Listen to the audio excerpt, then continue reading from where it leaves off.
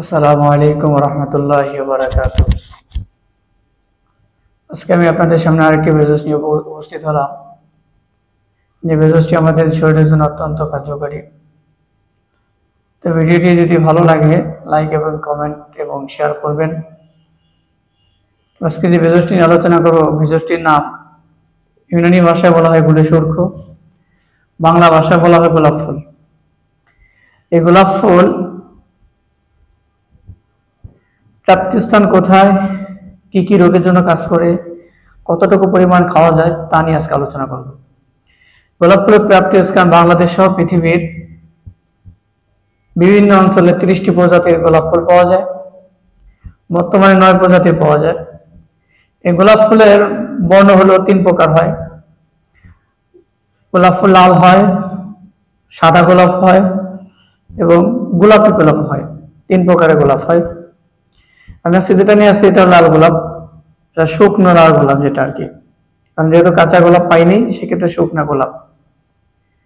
কি কি রোগের জন্য কাজ করে? গোলাপ ফুলের কাজ হলো ধারক। গোলাপ ফুল হলো ধারক, পিত্তনাশক, মৃদু বিরোচক এবং মেধাজনক, মেধা দুর্বলতার জন্য কাজ করে। মেধার শক্তিটাকে বৃদ্ধি করে, হৃৎপিণ্ডের শক্তিবর্ধক, প্রফুল্লতা আনয়ন করে। কুলকুন্দন গোলাপ ফুল কারক, বল কারক ও শরীরের পুষ্টি কারক। ইবনেসিনার মতো গোলাপ ফুল ক্ষয় কাশিতে যুবতী মহিলাদের জন্য উপকারী। যাদের প্রস্রাবের সাথে ক্ষয় হয়, এই ক্ষয় রোগের জন্য যুবতী মহিলাদের জন্য অত্যন্ত উপকারী, যেটা আমরা সাদা স্রাবলি কুরিয়া বলি। এবং গোলাপ কন্দ বৃদ্ধ মহিলাদের জন্য অত্যন্ত উপকারী। বৃদ্ধ মহিলাদের দুর্বল ভাব, শরীরে সতেজ থাকে না, দুর্বলতা ভাব মনে হয়, এই জন্য কাজ করে। এবং পুলশিট, গোলাপের পুল টিস হিসেবে গোলাপ ফুল ব্যবহার করা হয়।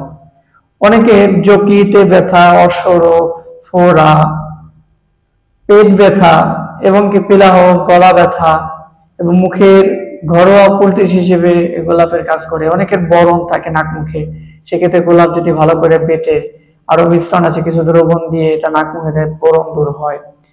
তবে কতটুকু পরিমাণ গোলাপ খেতে পারবে একটা মানুষ, সুস্থ মানুষ যদি খেতে চায় কতটুকু পরিমাণ খেতে পারবে? যদি কেউ কাঁচা গোলাপ ফুল ভিজিয়ে খেতে চায় বা চাবিয়ে খেতে চায়, সেক্ষেত্রে 7 গ্রাম পরিমাণে খেতে পারবে কাঁচা গোলাপ। যদি কেউ এরকম শুকনা গোলাপ খেতে চায় ভিজিয়ে, তাহলে 4 গ্রাম পর্যন্ত সেবন করতে পারবে। 4 গ্রাম পানিতে ভিজে এটা শরবত খাবে। আরো যদি সম্ভব হয় এটা আপনি আরো তৈরি করতে পারেন। আরো যেটাকে আমরা শরবত বলি, শরবত গুলে সুরখ দিয়ে শরবত তৈরি করে খেতে পারলে অত্যন্ত শরীরের জন্য কার্যকরী।